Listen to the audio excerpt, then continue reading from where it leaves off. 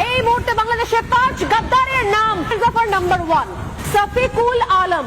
এই সফিকুল আলম বিটকয়েন, এই মুহূর্তে বিটকয়েন যার কাছে রয়েছে 93.06 93.04 অর্থাৎ টাকায় 1250 কোটি টাকা।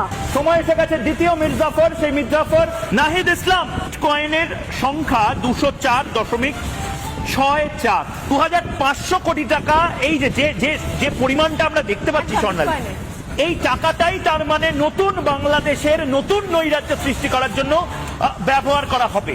মির্জাফর 3 আসিফ মাহমুদ সজীব ভুইয়া। এর বিটকয়েনের সংখ্যা হচ্ছে 133.8, বাংলাদেশি টাকায় যার অর্থের পরিমাণ হচ্ছে 1500 কোটি, 1500 কোটি। চতুর্থ মির্জাফরের নাম এবং তার ডিটেল প্রকাশ করব।